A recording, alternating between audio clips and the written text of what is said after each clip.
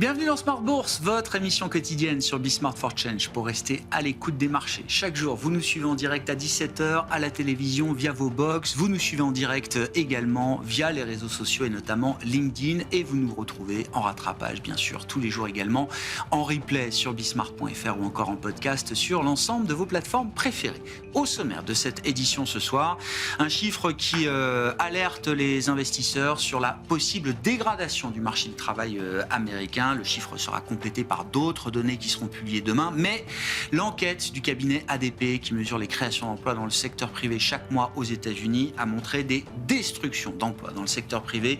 Pour le mois de juin, c'est une première depuis l'année 2023, moins 33 000 postes au mois de juin dans le secteur privé selon cette enquête d'ADP. Encore une fois, les marchés surveilleront d'autant plus le chiffre des NFP qui sera publié demain, exceptionnellement en raison d'un vendredi férié, bien sûr, aux États-Unis pour le jour de l'indépendance. Pauline Gratel vous apportera tous les détails sur ce rapport autour de l'emploi privé aux États-Unis. L'autre sujet du jour, c'est toujours ce sujet qui mêle à la fois les questions budgétaires, les trajectoires de finances publiques et la politique, alors que le Sénat américain a entériné ces dernières heures une dérive historique des déficits américains, disons-le ainsi, avec un budget qui pourrait alourdir de plus de 3 000 milliards de dollars la dette américaine sur 10 ans. Les turbulences obligataires du jour viennent du Royaume-Uni. 3 ans après le choc Liz Truss, les marchés obligataires s'emballent à nouveau sur des questions budgétaires et des questions politiques, alors que le Premier ministre Keir Starmer n'a pas trouvé la majorité suffisante pour faire passer un programme de 5 milliards de livres d'économie dans les dépenses sociales. Le Premier ministre Keir Starmer qui visiblement n'a pas réassuré suffisamment sa ministre des Finances, la chancelière de l'échiquier Rachel Reeves, lors d'une séance à l'Assemblée au Parlement britannique. Il n'a pas soutenu à 100% visiblement sa ministre et les marchés ont tout de suite réagi, mettant un prix sur ce risque politique, sur ce risque budgétaire. Le prix, c'est une hausse de l'ordre de 20 points de base du 10 ans britannique et c'est une baisse parallèle de la devise britannique de l'ordre de 1% face au dollar. Budget politique et turbulence obligataire, nous en parlerons bien sûr avec nos invités de Planète Marché dans un instant. Et puis dans le dernier quart d'heure de Smart Bourse, dans ce contexte, nous évoquerons le cas de l'or des banques centrales et l'or de la Banque de France, notamment. La France, à travers son institution monétaire, est un des plus grands détenteurs d'or au monde, 4e ou 5e pays en termes de réserves. Et c'est l'économiste Michel Rumi que vous pourrez retrouver dans ce dernier quart d'heure de Smart Bourse.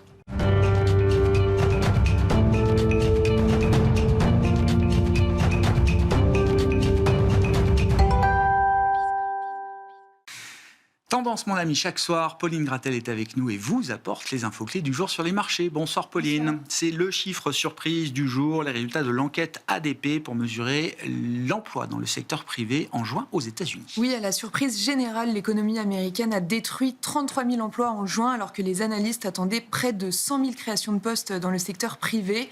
Le chiffre du mois de mai a été revu à la baisse de 8 000 créations, un chiffre clé pour Jérôme Powell avant la publication du rapport mensuel de demain qui pourrait infléchir en cas de dégradation confirmée la position de la Fed. Quels sont les mouvements observés aujourd'hui sur les marchés obligataires, Pauline ? Les rendements américains qui étaient en légère hausse avant la publication de l'enquête ADP ont reculé juste après avant de finalement rester stable autour de 4,30% pour le 10 ans. En Europe, le rendement du Bund allemand se tend un petit peu autour de 2,60%. Sur le marché des changes, le dollar se stabilise proche de ses plus bas niveaux depuis quelques années et l'euro-dollar se traite autour de 1,1750. Et puis ce choc sur les marchés obligataires britanniques, alors un laboratoire assez spécifique, mais que l'on suit toujours de près. 3 ans après le choc Liz Truss, les obligations britanniques s'effondrent aujourd'hui. Le 10 ans britannique bondit de 20 points de base, qui est d'ailleurs une hausse de l'ampleur qu'on avait pu observer au moment du choc du mini-budget en octobre 2022. Là aussi, ce sont à nouveau les questions budgétaires et politiques qui expliquent ce mouvement d'aversion pour la dette britannique. Nous y reviendrons reviendront dans un instant. Sur la partie action, Pauline, on voit une autre ambiance, disons-le très clairement, avec des indices qui font plus que résister d'ailleurs aux chiffres du travail américain. Oui, en Europe, les indices évoluent en ordre dispersé et pour la plupart sans tendance marquée. Le Stoxx 600 est à l'équilibre comme le DAX. Le CAC 40 bondit, lui, de près de 1,5% au cours de la séance, avant que la hausse ne s'essouffle légèrement autour de 0,8%. Et il s'établit tout de même au-delà de 7700 points. Les valeurs du luxe sont en hausse avec Kering et LVMH qui gagnent entre 3,5% et 4%. Et aux États-Unis, les indices sont ouverts autour de l'équilibre. Oui, des indices actions qui semblent accorder beaucoup moins de crédit désormais aux propos et aux rodomontades d'un Donald Trump. Il a déclaré hier qu'il n'y aurait pas de nouveaux sursis pour les droits de douane qui vont bien entrer en application le 9 juillet, mercredi prochain, donc dans une semaine. Donald Trump a également menacé le Japon de nouveaux droits de douane pouvant aller jusqu'à 35%. Bon, et puis un vote pour l'histoire, donc au Sénat américain pour valider, entériner la grande et belle loi budgétaire, mais un vote néanmoins de justesse. Oui, Donald Trump voulait que ce soit réglé avant la fête nationale américaine vendredi, c'est chose faite. Le Sénat a donc adopté le vaste projet de loi sur les dépenses publiques et les baisses d'impôts, un projet qui devrait gonfler la dette des États-Unis de 3 300 milliards de dollars d'ici 2034. Et elle a été adoptée de justesse. Le vote s'est conclu à égalité de 50 voix contre 50 voix. Le vice-président J.D. Vance a donné la dernière voix pour, comme le prévoit la Constitution. Et puis aux États-Unis, on a un œil sur le secteur bancaire aujourd'hui, après les stress tests conduits par la Réserve fédérale américaine sur les grandes banques américaines. Ces dernières annoncent leur programme de retour aux actionnaires. Oui, Wells Fargo, Goldman Sachs et Morgan Stanley annoncent l'augmentation de leurs dividendes. Pour Wells Fargo, ce sera pour les actions ordinaires du troisième trimestre de 12,5%. Pour Goldman Sachs, ce sera une augmentation de 33%. Et pour Morgan Stanley, le dividende passera à $1 à compter du troisième trimestre. Les titres ont ouvert en hausse. Quel sera le programme de demain à l'agenda des marchés pour les investisseurs, Pauline ? Demain, ce sera une demi-séance à Wall Street pendant laquelle on prendra connaissance du rapport officiel sur l'emploi du département du travail américain pour le mois de juin. Et c'est exceptionnellement demain, jeudi, puisque vendredi est un jour férié aux États-Unis. On regardera également l'ISM Service américain de juin, ainsi que le PMI Service de la zone euro aussi pour le mois de juin. Et la balance commerciale américaine de mai est également au programme. Tendance, mon ami, chaque soir en ouverture de Smart Bourse, vous retrouvez Pauline Gratel qui vous apporte les infos clés du jour sur les marchés.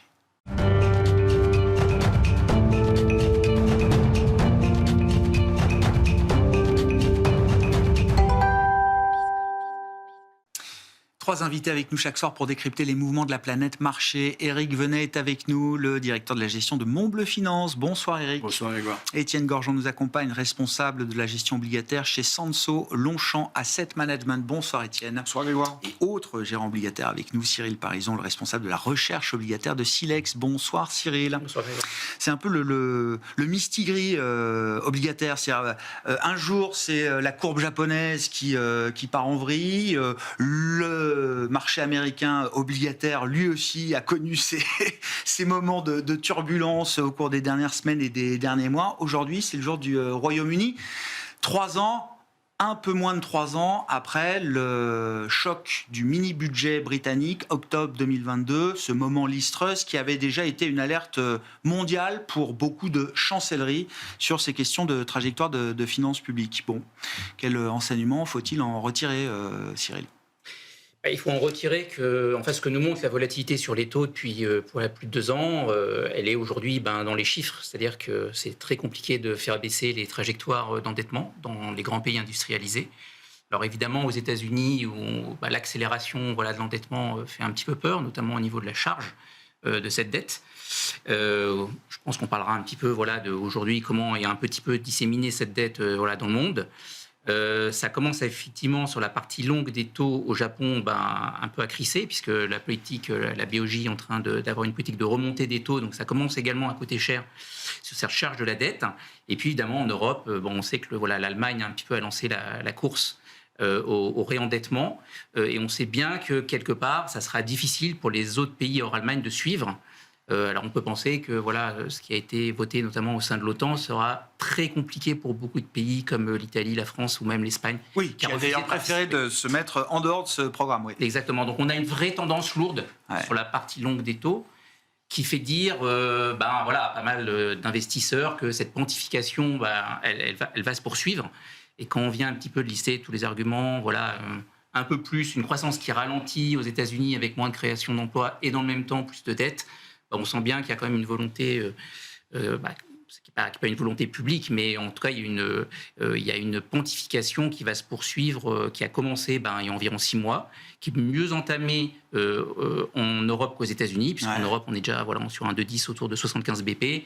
Aux États-Unis, un petit peu moins. Mais par rapport à tout ce qu'on dit sur ce plateau, globalement, cette pontification a vocation encore un petit peu on est encore à la découverte de ce prix des déficits, ce prix du risque sur des parties longues de courbes obligataires. Oui, non, parce que les pentes par le passé ont été, on pouvait atteindre des 150 BP assez facilement. Donc la moyenne, on reste très largement en dessous de la moyenne sur les pentes dans les grands pays industrialisés.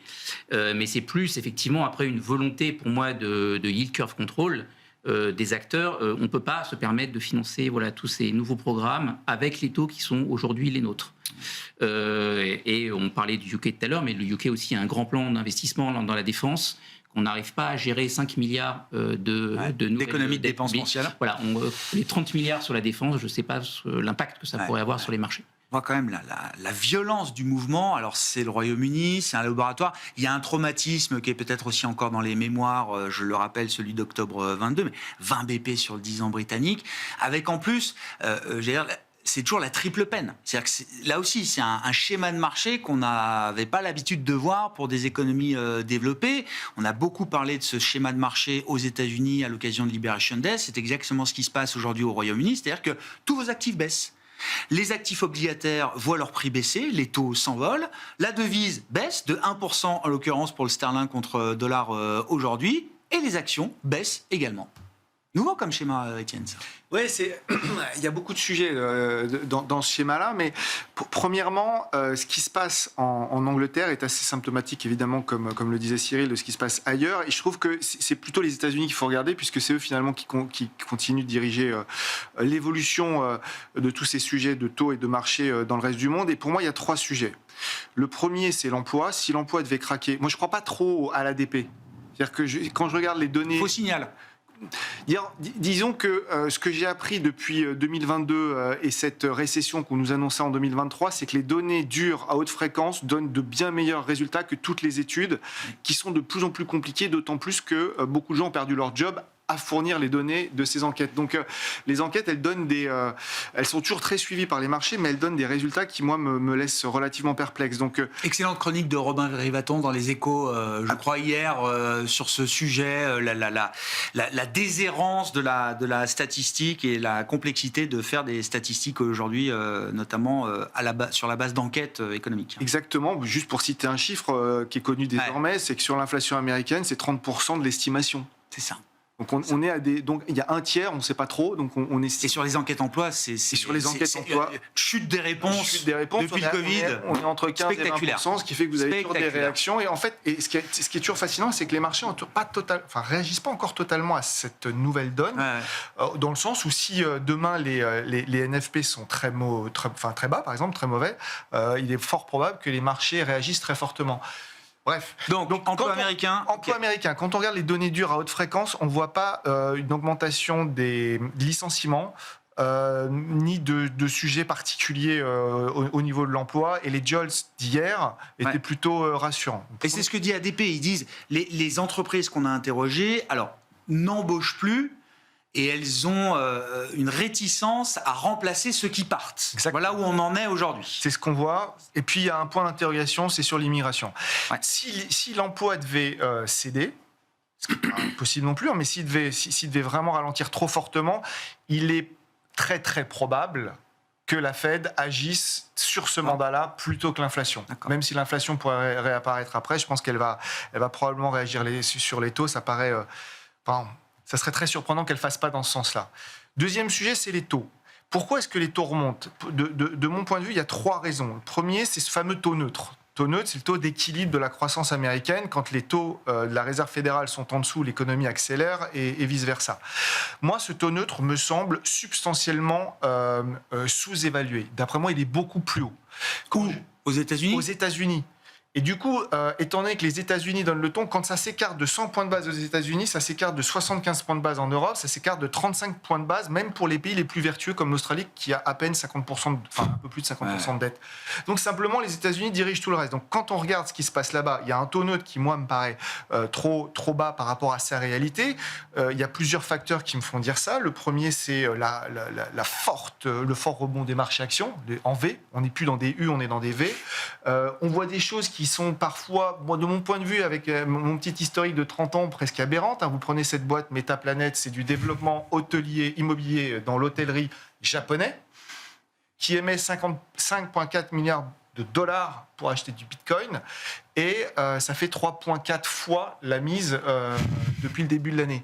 Pareil, Circle qui fait une introduction, je crois le 4 ou le 5 juin, c'est la plus forte progression du marché action du S&P depuis sa création. Donc, et puis si j'avais tort à la limite sur ces effets de remontée de bulles qui arrivent à la surface, je me dis toujours que avec ce niveau de taux, l'économie américaine aurait déjà décéléré, entre 2 et 3, elle ne le fait pas, donc le taux neutre me paraît beaucoup plus élevé. Okay. Premier facteur. Deuxième facteur, il y a un problème d'acheteurs marginaux. Oui. Donc il y a les banques centrales, on en a parlé, qui n'achètent plus, donc Japon. Les banques américaines achètent peu, voire pas du tout, parce qu'elles sont toujours avec un stock de dettes américaines qui sont en perte. Les fonds de pension sont à l'équilibre, donc l'appétit est beaucoup moins fort. Le retail n'achète pas beaucoup. Donc il y a un défaut d'acheteur marginal. Et pour finir, l'obligataire en anglais s'appelle fixed income. Donc fixed, ça veut dire qu'on a une certaine visibilité sur les choses. Et quand vous regardez la dette américaine, vous avez un point d'interrogation sur l'inflation à cause des barrières tarifaires qui sont quand même censées être substantiellement, avoir un impact. La deuxième chose, c'est que vous ne pouvez pas ignorer que le dollar va plutôt vers le bas. Donc, vous achetez une deuxième interrogation. Et la troisième interrogation, c'est qu'avec le déficit budgétaire qu'ils sont probablement en train de faire, vous avez une interrogation sur le crédit ou la notation, la valeur de la signature américaine. Ça fait beaucoup pour des acheteurs de dettes obligataires. Nous, on aime bien avoir de la visibilité. Et quand vous êtes acheteur étranger, évidemment, la dette américaine, elle ne vous fait pas envie. Et vu que les locaux sont plutôt en retrait, et le dernier facteur, c'est le dollar. C'est que normalement, quand le dollar baisse, parce que les taux baissent, là, le dollar baisse et les taux ont quand même plutôt une tendance à remonter. Et pour moi, c'est tout. Votre question. Et tout ça, c'est quoi ? Ça résonne comme des petits signaux d'alerte ici et là. C'est orange vif. Disons que pour moi, la chose qui est claire, c'est que si des benchmarks commencent à remonter, tout va paraître beaucoup trop cher. Il y a un moment, quelque chose va devoir céder. Pour l'instant, on n'est pas encore dans cette dynamique-là. Mais si on devait reprendre cette tendance, je trouve que la prise de risque. Moi, je trouve que la prise de risque est probablement beaucoup trop libérée. Les esprits animaux sont un peu trop sont très libres aujourd'hui. Me semble. Bon, vos commentaires, Eric. Alors, on part des marchés obligataires parce que ça fait déjà des années que tout vient beaucoup plus qu'avant, peut-être des marchés de taux et des marchés obligataires. Il y a à la fois plus d'enjeux. Ouais, mais je le disais, il y a deux salles, deux ambiances. C'est vrai que les indices actions, et pas que les actions, les actifs risqués, le crédit, c'est des rebonds en V. On franchit les obstacles les uns après les autres. Liberation Day, la guerre des 12 jours, et on finit le semestre. Oui, mais le mot a été dit, en fait, c'est visibilité. Alors, en fait, sauf que la visibilité, c'est par période courte. Et à un moment donné, on se persuade qu'on est dans un schéma, mais qui va une semaine, 15 jours. Et donc, on a 90 jours de trêve, donc 90 jours de visibilité, quoi. Oui, voilà. En fait, là aujourd'hui, pourquoi les marchés remontent ? Parce qu'on s'est persuadé que la période des taxes, ça va se terminer, qu'on va finalement se payer 10% de taxes. Et de temps en temps, il y en a un qui vont se faire taquiner en espérant que c'est pas moi. Et puis globalement, ça nous laisse une marge pour aller faire joujou. Et puis... sachant que les taux vont relativement plus baisser que remonter dans un premier temps, taux court. Ah oui. Taux court.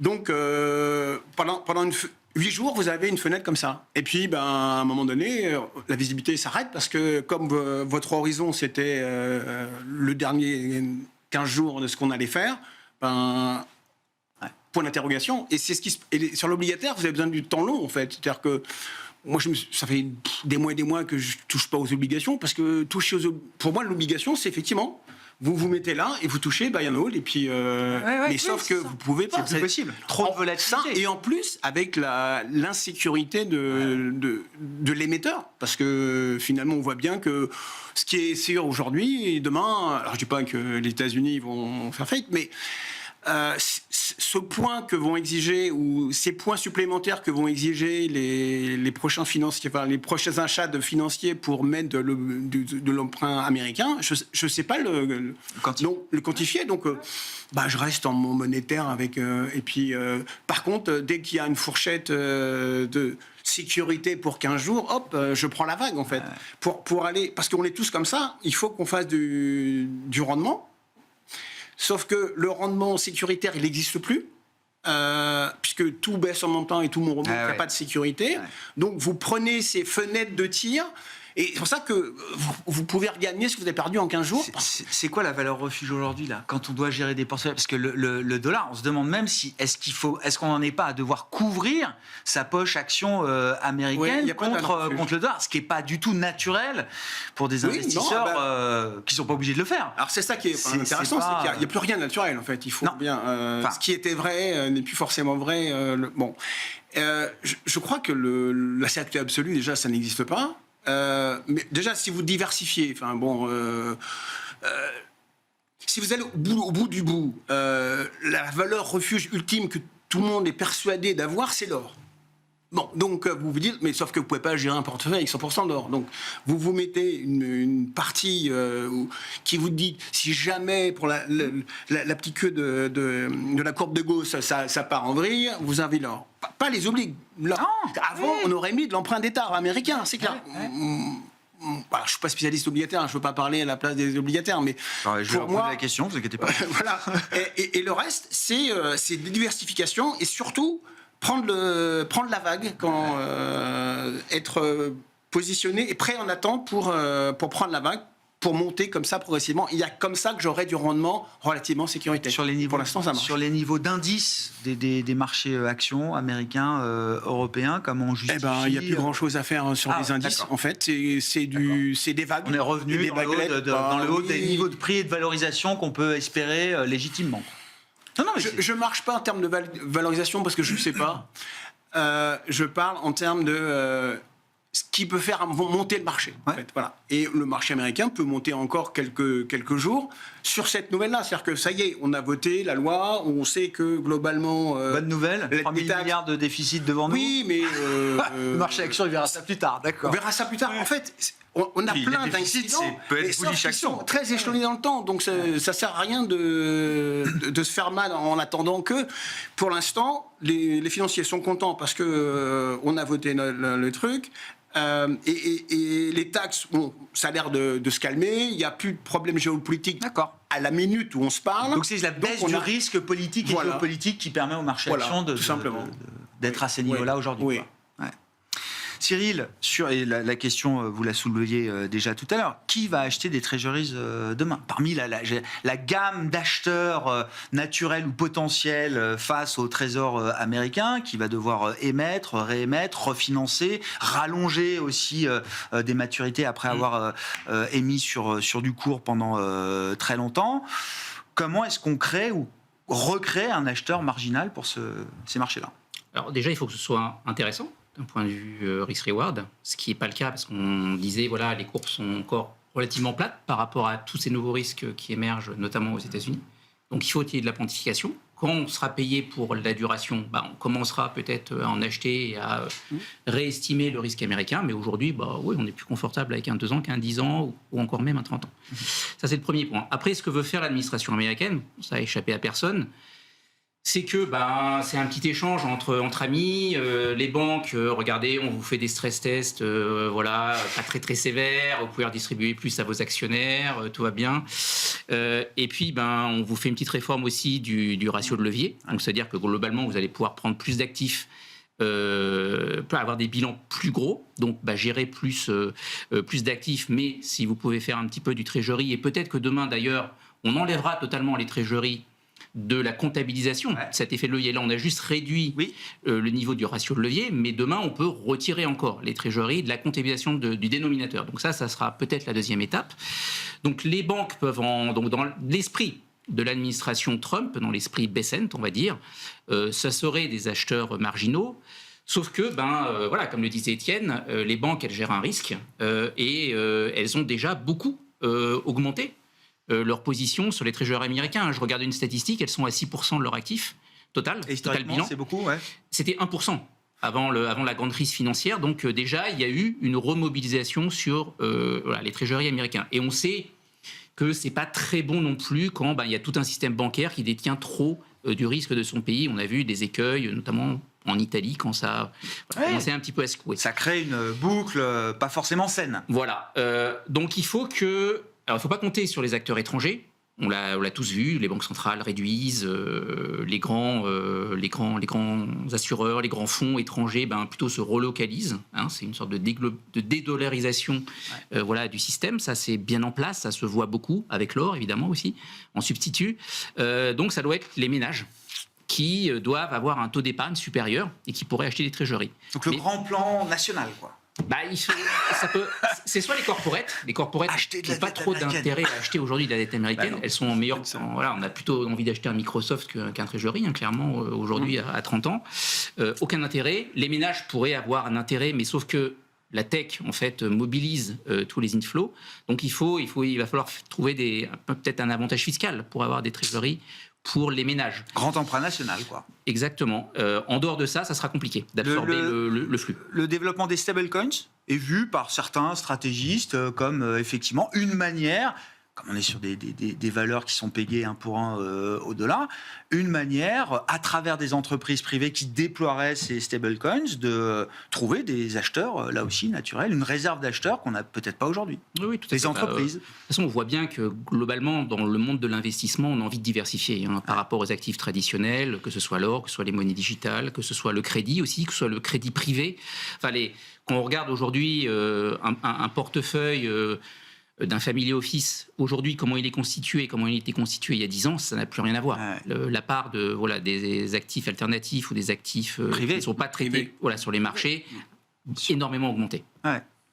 Étienne, sur cette question de qui achètera des treasuries dans ce monde où les déficits américains filent peut-être à 9%, j'en sais rien. Alors, il y a la partie croissance aussi. Déjà, est-ce que cette loi, est-ce qu'on attend quelque chose, un impact substantiel sur la croissance américaine, ou est-ce que c'est avant tout du déficit sans forcément de croissance marginalement supérieure?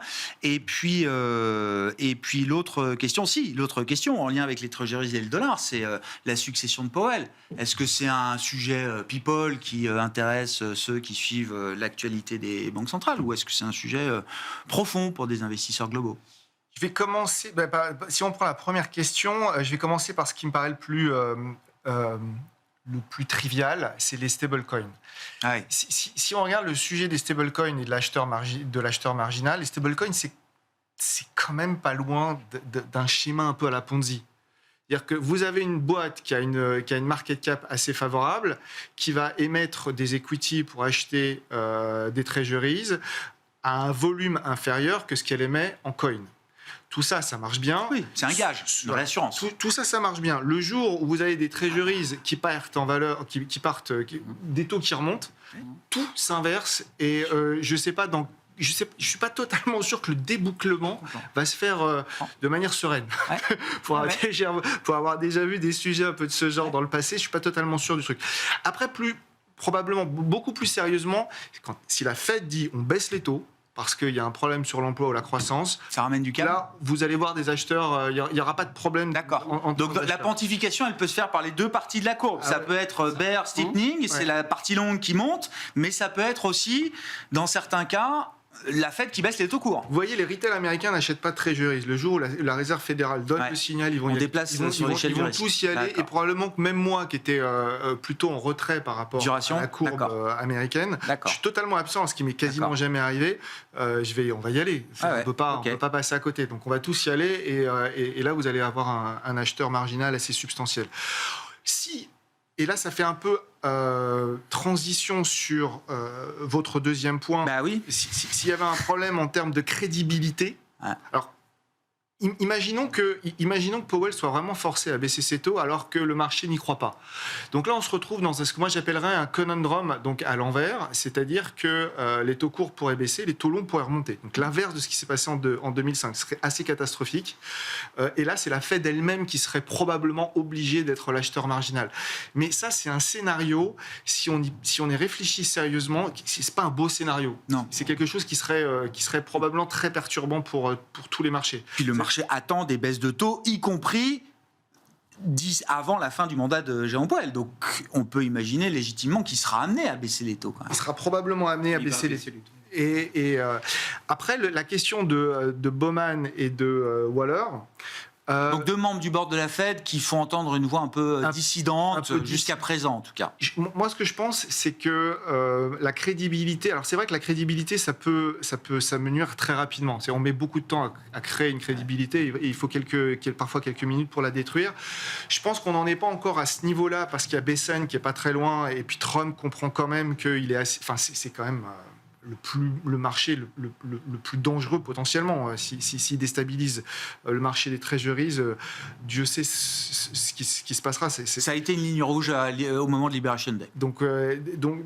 Mais je pense que ça peut être dans un populisme qui s'ancre.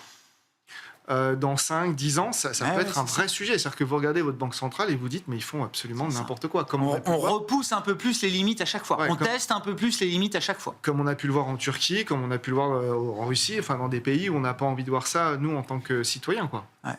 Bon. Donc c'est un vrai sujet quand même, la succession. Je pense que c'est un vrai sujet, mais je ne pense pas que le problème arrivera tout de suite.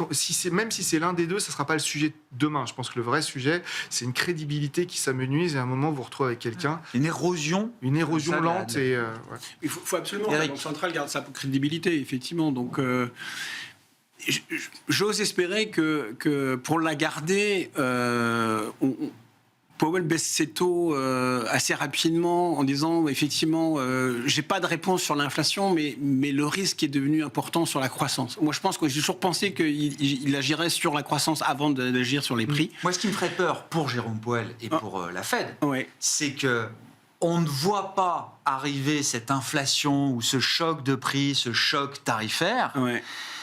Que la Fed en prenne acte à un certain stade, finisse par baisser ses taux, mais étant peut-être un peu en retard par rapport à ce que des données d'emploi ou de croissance lui dicteraient de faire. Et à ce moment-là, c'est victoire pour l'administration Trump. On vous l'avait bien dit, Powell est en retard, il n'y a pas d'inflation liée aux tarifs, et Jérôme Powell se retrouverait là sous une pression quand même maximale.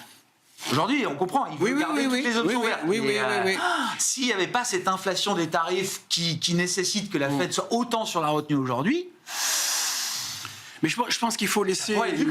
il faut laisser une chance au plan... Enfin, et je vois mal Powell s'arc-bouter en disant « je veux voir dans les statistiques... Je pense qu'il va laisser le message. Alors, je suis contre le marché. Enfin, j'ai changé d'avis il n'y a pas très très longtemps. Mais il faut pas dire non à. Non. Ferme pas les portes. Et effectivement, il va faire un geste. Bon, je pense mais ça résoudra. Alors, la crédibilité, ça va améliorer la crédibilité de la Banque centrale, effectivement. Il faut absolument le conserver. Ça laisse qu'il n'est pas trop en porte-à-faux avec Trump. Donc, il ne faut pas qu'on ait cette guerre-là, parce que ça, effectivement, si on a ça, ça c'est la fin des haricots. Et donc, mais au-delà de cette baisse de taux, il faut qu'on ait une vision à plus long terme, en fait. Et le problème, c'est qu'il ne peut pas la donner. Il ne peut pas la donner parce que la Banque centrale n'a pas de visibilité plus que ça, en fait. Sa seule visibilité, c'est sa crédibilité en disant « Ok, là, je commence à voir un petit peu un problème dans la croissance, donc je soulage un peu le marché et on verra sans trop, enfin 25, ça n'a pas changé grand-chose. » On verra après pour l'inflation. Après, dans un passé très récent, il y a moins d'un an, on a vu un mauvais ISM au cœur de l'été, alors en plus doublé par la banque japonaise qui montait ses taux, enfin bref, un petit coup de Trafalgar sur les marchés, mais des données d'emploi américaines sur lesquelles la Fed s'est appuyée immédiatement, pour un 50 points de base de baisse de taux en septembre dernier. Donc, elle a toujours cette vitesse et cette fonction de réaction rapide et forte. Alors, non, mais pour Étienne, compléter bien sûr, le point d'Éric, c'est que si vous regardez tous les indicateurs de croissance aux États-Unis, on est parti quand même pour un deuxième trimestre qui devrait être pas loin de 2,5, et celui qui va arriver, on est sur une tendance qui reste relativement forte. Il n'y a rien qui nous fait dire qu'on va passer en dessous des 2%. On reste dans un niveau de croissance qui est substantiel. Et si la Bill passe à la Chambre pour de bon et qu'ils dépensent autant d'argent qu'ils ont prévu, on va se retrouver avec un déficit budgétaire de 7. Ce n'est pas un environnement qui est défavorable à l'économie. Et donc, cette baisse de taux, elle est pas donnée du tout. C'était juste... Ah non, on comprend. Cyril, sur... Elle n'est pas donnée, mais en fait, il y a, comme le disait Étienne très bien, c'est-à-dire il y a encore de la marge par rapport au taux neutre. Si on dit que le taux neutre en Europe, allez, il flirte autour des 2%, il flirte autour des 3% aux États-Unis. Donc c'est sûr qu'à un moment, il y a une pression quand on est dans une borne 4,25, 4,50 pour se rapprocher à un moment du taux neutre. La question, c'est pas d'être accommodant. C'est déjà, on est modérément restrictif, si je reprends la terminologie de Powell. C'est pourquoi est-ce qu'on va pas, là, maintenant, neutraliser la politique Après, monétaire. les dots, 10, 50 BP, il y a deux camps qui sont en train de se faire. Ce serait quand même surprenant d'ici à la fin de l'année, ou en tout cas au T1 2026, de ne pas aller vers 3,75 minimum. Ce serait bien que Powell initie quand même le mouvement avant de passer son tour. Il va le faire. Il va le faire. Je pense qu'il n'est pas borné, Powell. Il a été le premier d'ailleurs à voter aussi la dérégulation bancaire. La Fed a voté. Il était pour la réforme du ratio de levier. Donc ça veut dire qu'il est aussi pour le soutien du système financier dans son ensemble, que les primary dealers fonctionnent mieux aux États-Unis, etc.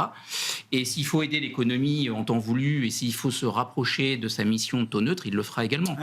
Donc c'est juste que il y a beaucoup de bruit autour et que c'est sûr que ça met énormément de pression sur un seul homme. Mais à chercher cette visibilité qui met du temps à venir avec l'inertie des tarifs et des tarifs qui ne sont même pas encore décidés et atterris, est-ce qu'il prend un gros risque d'être en retard à un moment ? Il fait un peu tapis sur l'inflation des tarifs, effectivement. C'est ça. Bon. Si on change de la partie dollar pour s'intéresser à la partie euro, Cyril, gardez la parole. Et partant du change, on est en plein forum BCE à Sintra. Ça a été une des prises de position du vice-président de la Banque Centrale Européenne, Luis de Guindos, en début de semaine. Jusqu'à 1,20, c'est tout à fait gérable. Au-delà, ça peut créer des troubles. Qu'est-ce qu'il veut dire par là et de quels troubles est-ce qu'on parle ? Ça peut créer des troubles, j'imagine, pour nos exportations déjà en Europe. Alors, la surévaluation du dollar, elle était... ça fait un petit moment qu'elle dure. Quand on prend les théories classiques, pouvoir d'achat... normalement, effectivement, on est plus proche des 1,20 que des 1, ça c'est sûr et certain. Donc là, on est simplement en train de recadrer les choses. Après, effectivement, pour l'économie européenne, et notamment pour une économie allemande, ça devient compliqué. L'écart qu'on peut avoir aujourd'hui avec le dollar. Et c'est sûr que, en fait, on a eu pas mal... En fait, les flux ont un peu caché cette surévaluation du dollar. Encore une fois, avec la tech américaine, qui a amené beaucoup d'inflows dans l'économie américaine et qui a fait que pendant longtemps, on est resté sur un dollar très fort. Ce qui est un peu plus surprenant, là, c'est que en fait, ce renforcement du dollar arrive sans baisse de taux en parallèle de la Fed. Ce renforcement de l'euro. Ce renforcement cet affaiblissement du dollar. Autant pour moi. Oui, c'est ça. À la fois sans sortie massive de la tech américaine et en même temps sans baisse de taux. Parce que la dernière fois qu'on a eu ce type de mouvement, on avait eu... C'est bien le dollar qui est ciblé, quoi. Donc c'est le dollar qui est ciblé. Et effectivement, le canal, on voit bien, on vient d'en parler, c'est les trésoreries. Cet appétit bien moindre pour les actifs américains qui pénalise aujourd'hui le dollar. Bon. Au-delà de 1,20, c'est un bon prétexte pour que la Banque Centrale Européenne aille peut-être un peu plus loin dans ses baisses de taux, par exemple, Étienne ? Ouais, je pense que ça pourrait l'être parce que, en fait, si on rajoute la faiblesse du dollar, donc la force de l'euro en relatif, plus les barrières douanières, on se balade. Alors après, il y a des taux effectifs qui sont toujours en train d'être calculés, mais on va se balader autour de 25% de désavantages compétitifs par rapport aux États-Unis. Ce que je veux dire pour grossir le trait, c'est que bientôt, c'est les Américains qui vont nous exporter leurs voitures qui sont pourtant pas des super bagnoles au passage. Mais c'est un détail. Non, mais c'est à contre-pied de ce qu'on pouvait raconter, moi le premier, et de ce que les économistes expliquaient, sur la base évidemment de l'académie, de l'économique académique. Mais des tarifs, ça va s'ajuster par le change, et si on a les 10, 15, 20% de tarifs sur les biens européens importés aux États-Unis, petite baisse de l'euro, et ça règle déjà une bonne partie du problème. Il s'est passé exactement l'inverse. Le Change a rajouté une pénalité à ces barrières douanières. Et je pense que le 1,20, ils sont obligés de parler du 1,20 parce que ça a toujours été un peu un espèce de totem. Ouais. Enfin, ça a été souvent mentionné par les différents membres de la Banque centrale sur les 10 dernières années. Moi, je pense que c'est trop élevé. Enfin, l'euro est beaucoup trop fort déjà, et encore plus en intégrant les barrières tarifaires, et qu'on n'est pas dans une zone... Ouais. Enfin, moi, je vois, on finance chez Sanso-Longchamp, sur la partie obligataire, on finance les ETI européennes. Ouais. Il y a 1 an et demi, c'était pas la fête. Hein. Chaque résultat, je le répète souvent sur votre antenne, parfois on se bouchait le nez, on fermait les yeux. Ça va mieux depuis 2-3 trimestres, mais c'est pas de l'exubérance. On est sur une stabilisation des résultats. Ce qui fait que le tout est OK et ça se passe bien, mais voilà, il n'y a pas d'exubérance. Il ne faudrait pas grand-chose pour repartir dans l'autre sens, et là, ça va commencer à recrisper. Moi, je ne serais pas surpris qu'effectivement, ça soit une excuse pour la Banque centrale d'aller un peu plus loin, parce que économiquement, vous tournez le problème dans tous les sens, c'est un problème. Donc la fonction de réaction de la BCE dépend désormais des tarifs et du niveau de tarifs. Elle est obligée de tout intégrer, autrement on fait un mauvais calcul, c'est un mauvais calcul. Eric ? Oui, je souscris effectivement à ce que vous venez de dire. En fait, je pense que la seule façon de la réaction de l'Europe, c'est de continuer à baisser ses taux. Enfin, on a besoin de remettre un peu de carburant dans l'économie, puisqu'on n'a pas de cette visibilité. Voilà. Et après, ce qui fait la force... va faire des efforts importants quand même pour remettre du carburant dans son économie. Oui, mais c'est pas tout de suite. Hein. Ok. Donc pendant ce temps-là, il faut faire les fins de mois, hein, parce que là, l'export, c'est mort. Donc l'intervalle, c'est la BCE qui la France, bon, pour l'instant, c'est bon. L'Espagne, bon, c'est la seule qui bouge un peu. Donc il y a un problème de croissance de toute façon à court terme. Donc vous êtes obligé de favoriser un petit peu par une baisse des taux, parce que du 1,20, ça devient compliqué quand vous exportez un petit peu. Ouais. Non, mais 1,20, je pensais que 1,20, oui, bon. Après, je pense pas que ça pouvait être déjà si pénalisant que ça, mais. Non, mais le problème, c'est que on n'a pas. On parlait avant, parliez de l'académique, des économistes, mais ça faisait un monde toutes choses égales par ailleurs, on disait ça. Mais bien sûr. En fait, les choses étaient données.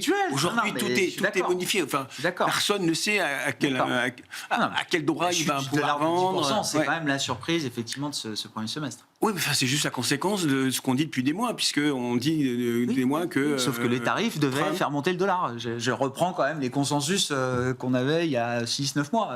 Beaucoup discutaient quand même Je ne vois pas en quoi ça peut me faire monter, puisque en même temps... Je ressortirai les émissions. Je vais tout redécouper. Non, mais les tarifs étaient vus comme inflationnistes, et ça devait être... L'échange devait s'ajuster.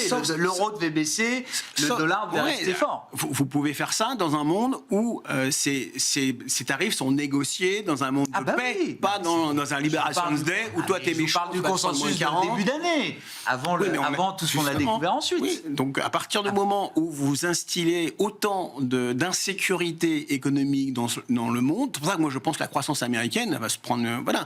Il n'existe pas dans l'économie une possibilité de croissance dans l'instabilité. Enfin, que ça soit chez les agents économiques, les consommateurs ou les investisseurs. C'est pas possible. Donc il va falloir payer. On revient au chiffre de l'emploi demain qu'on surveillera avec attention. Et si c'est pas demain, ça sera après-demain, mais c'est pas possible.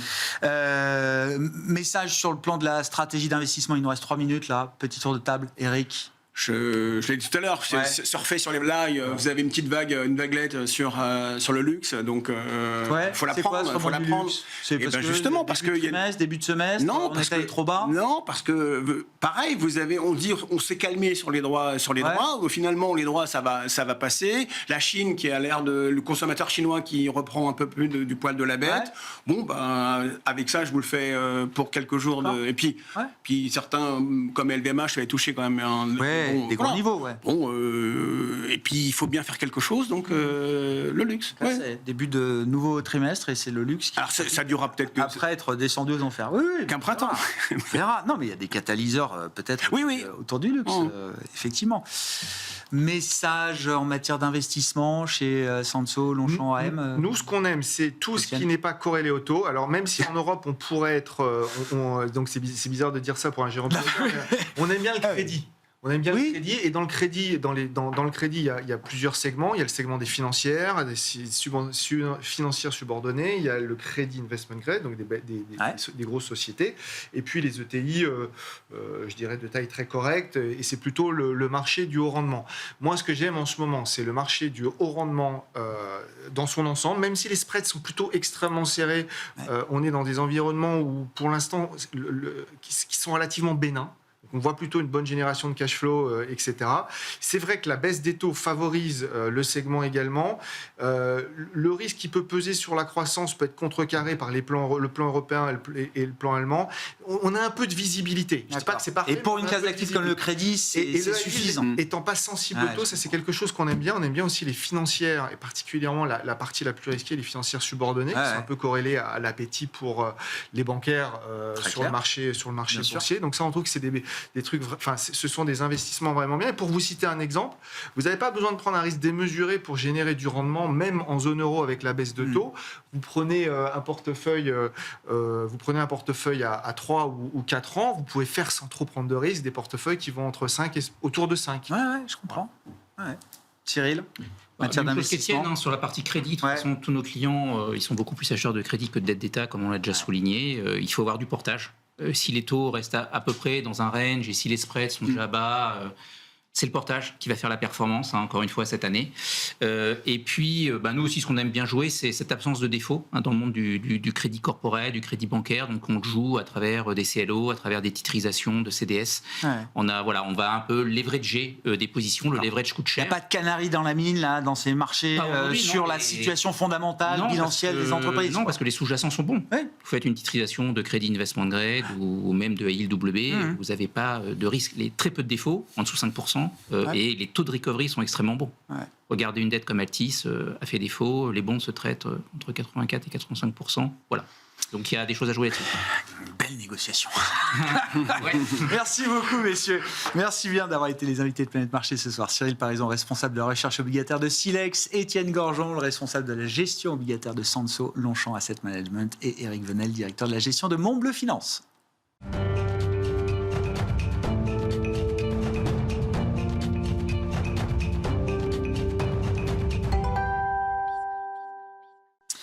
Le dernier quart d'heure de Smart Bourse, chaque soir, c'est le quart d'heure thématique qui nous permet de voir ou revoir ce soir l'économiste Michel Rumi, associé de SPAC, qui était l'invité de notre émission vendredi dernier, si je ne dis pas de bêtises, pour évoquer le sujet de l'or. On parle de l'or parce que l'or a beaucoup monté depuis 18 mois maintenant.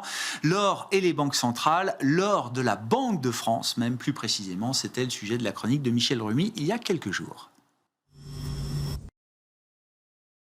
Presque, parce que ce qu'il faut bien voir, c'est qu'au 1er janvier 2024, l'or s'est changé à peu près un peu moins de $1 900. Et aujourd'hui, quand on voit le cours de l'once d'or, il est à 3300 à peu près, donc ça fait pratiquement un peu plus le double. Donc c'est vrai que c'est assez extraordinaire en 18 mois. Alors, première des choses, ce qu'il faut voir aussi, c'est quand on parle des performances de l'or, il faut voir, première des choses, qu'il est coté notamment à Londres, et puis, et surtout, c'est que à New York, par exemple, on fait des contrats à terme. Mais toujours, on cote le dollar versus l'once d'or. Et l'once d'or, c'est pour on va dire un peu plus technique, ça représente 31,10 grammes d'or. Donc c'est facile à retenir, bien sûr. Et donc, il y a ça. Et puis, deuxième chose également, ce qu'il faut voir aussi, c'est que le lingot est la forme la plus traditionnelle d'échange et de stockage. C'est plus facile. Et ça dépend. Il y a des lingotins. Oui. En fait, ça dépend du poids et puis en même temps de titre de l'or, c'est-à-dire le pourcentage d'or pur dans dans sa composition. Et puis, pour ceux qui sont intéressés sur l'or, il y a plusieurs thématiques possibles. Il y a soit on a vu les pièces et les lingots, l'or physique, et puis les actions, les trackers, et puis éventuellement les actions collectives. Alors, est-ce que 2024 a été l'une des meilleures? Bien, on va faire une petite perspective. Et en euros, je veux en euros, parce que vous dites, évidemment, c'est libellé en dollars, mais c'est vrai qu'on ce qu'on ramasse, c'est des euros, quoi. Oui, exactement. Et c'est ce qui est très important, c'est parmi l'une des meilleures, mais pas la meilleure. Ce qu'il faut voir, par exemple, donc j'ai les cours en dollars, mais en même temps, il y a quelque chose près. Alors, lorsque le dollar a été convertible en or, en fait, on était à 35 $, donc en 71, le 15 août 71. Et puis, l'année la plus performante, en fait, c'est 1979, où il y a eu plus de 120% de hausse en une année. Et on voit que, surtout, en fait, vraiment son essor a pris au début des années 2000, puisque de 2000 à 2011, en fait, son prix a été multiplié par 6, puisqu'on est passé de 300 à 1800 $. Et puis, plus récemment, en fait, on a eu l'année du Covid, on était à 14%, et puis l'année dernière, 2024, était, on va dire, 35%. C'est quand même pas si mal que ça. Mais ce qu'il faut bien voir, c'est un actif financier, et donc là aussi, il y a des hauts et des bas. Et l'année qui a été, on va dire, difficile a été 2013, puisque l'or a perdu près de sa moitié, puisqu'il était à 44% d'or. Mais malgré tout, dans l'imaginaire collectif, on s'aperçoit que c'est une valeur refuge. Oui, je redonne. 120% de performance positive en 1979 et la pire année de l'or, c'est 2013 avec une baisse de 44%. Voilà pour cette relique barbare, cette valeur refuge. C'est quoi une valeur refuge, Michel ? Alors la définition, on va dire, conventionnelle, c'est un actif dont l'évolution du prix protège le patrimoine des investisseurs. Alors ça passe bien. Mais concrètement, qu'est-ce que ça veut dire? C'est qu'un investisseur, la première des choses, c'est qu'il ne veut pas perdre son pouvoir d'achat réel. C'est-à-dire que, bien sûr, il y a la rentabilité. Mais si j'ai qu'à vous inviter à investir en Venezuela, ce que je ne ferai pas ni ailleurs, vous risquez de perdre beaucoup. Donc, première des choses, c'est un actif qui permet de conserver au moins le pouvoir d'achat, le deuxième étant éventuellement sa rentabilité. Eh bien, quand on regarde l'évolution de l'or, on voit que les performances, le pourcentage de hausse, sont supérieures de manière générale à celle de tous les actifs, notamment en période de tension économique ou de stress, exactement. Et c'est ce qui fait que c'est recherché. Alors, c'est pas la seule valeur refuge, mais surtout, et c'est ça qui est très important à bien saisir, la caractéristique d'une valeur refuge, c'est que comme c'est un actif, ça peut monter et ça peut baisser. Donc il peut y avoir une bulle sur l'or également. Exactement. Et un crash aussi. Et c'est ça qui peut poser comme en 2013, par exemple. Comment vous analysez la hausse récente de l'or, les 18 derniers mois, effectivement, de folie sur l'or Alors, on va essayer de reprendre quelques déterminants, on va dire, simples, parce que avec l'or, il y a beaucoup de paramètres qui doivent rentrer. Première des choses, prendre en compte, première des choses, il y a le dollar. Souvent, l'or est sensible au dollar, et lorsque le dollar baisse, l'or a tendance à monter. C'est la mécanique qui généralement prévaut pour toutes les matières premières libellées en dollars. Il y a un ajustement qui se fait à travers le prix quand le dollar baisse, la devise dans laquelle elle est libellée. Voilà, tout à fait. Et puis également aussi, on va dire que l'or est sous influence monétaire. En fait, ce qu'il faut bien voir, c'est que les taux d'intérêt réels sont des marqueurs de l'évolution du cours de l'or. Et comme l'or ne délivre aucun rendement, toutes les performances d'autres produits qui pourraient être, je dirais, meilleures, et qui progressent plus que l'inflation, sont en même temps là-dessus. Et donc, la dernière, une des évolutions de la course à cette hausse, c'est que c'est l'appréciation que les investisseurs avaient sur l'évolution des taux futurs. Et donc, c'était un de ces aspects-là. Mais ce n'est pas tout, parce que ce qu'il faut bien voir aussi, c'est qu'il y a parce que la géopolitique aussi vient jouer un peu là-dessus, et on va dire il y a des jeux là-dessus, et beaucoup d'économies essayent de se sortir de l'emprise du dollar, ils veulent sortir une dédollarisation de leur économie. C'est le cas des pays des BRICS, Brésil, Russie, Inde, Chine et Afrique du Sud et quelques autres, et donc tout cela fait que ça a attendu. Et puis dernière chose, ce qu'il faut bien voir, c'est que lorsque les bombes tombent, on va dire, c'est aussi dommage que ça, l'or reprend son rôle de valeur refuge. Bon, c'est le moment de rappeler, comme on le faisait en introduction, que oui, la France détient un stock d'or important à travers la Banque de France, notamment. Tout à fait, c'est l'or des Français. Et en 2024, donc en volume, on avait à peu près 2440 tonnes d'or, ce qui fait à peu près 78 millions d'onces que l'on essaye d'avoir.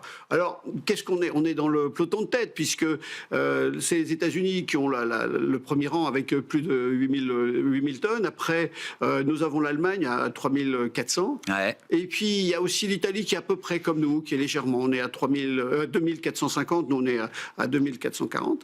Et puis, donc, on est quatrième. Mais si on prend le FMI, donc qui est à peu près 2800 tonnes, eh bien, on se situe en 5e position. D'accord. Si on considère le FMI comme un pays, vous. Voilà, oui, d'accord. Ok, oui, j'entends. Parce que bon, c'est celui qui bien sûr. détient. Les institutions qui détiennent ces réserves d'or. Et puis, en valeur, alors de manière générale, eh bien, en tendance, l'or a toujours représenté à peu près 5%, ou plus ou moins 5% du PIB français. Mais simplement avec la hausse de l'or actuellement, eh bien, ça représente à peu près 9% du PIB. Qu'est-ce qu'on peut en faire de cet or, Michel, dans un pays comme le nôtre, qui voit s'accroître ses déficits et sa dette publique? On a eu le dernier pointage, je crois, de la part de Bercy de ce point de vue-là. Il n'y a aucune amélioration à l'horizon. Est-ce que ça peut aider un pays endetté? Alors, ce qu'il faut savoir, c'est que le dernier chiffre montre qu'on a l'endettement public, c'est 114% du PIB et 3350 milliards d'euros. Donc, alors, première des choses, ce qu'il faut bien voir, c'est que, à supposer que le président de la République souhaite alléger la charge de la dette et ordonne, entre guillemets, on va dire au gouverneur de la Banque de France, parce que c'est la hiérarchie là. Mais ce qu'il faut savoir, c'est que donc il y a deux aspects à voir. D'abord, le niveau et la valeur du stock, et après l'impact sur les marchés. Mais on va supposer, première des choses, si on vendait ces 2440 tonnes au prix de marché, c'est-à-dire à 3300, eh bien ça ferait à peu près 250 milliards d'euros. Ouais. Donc c'est, entre guillemets, peanuts, exactement. Ça représente à peu près 7% de la dette.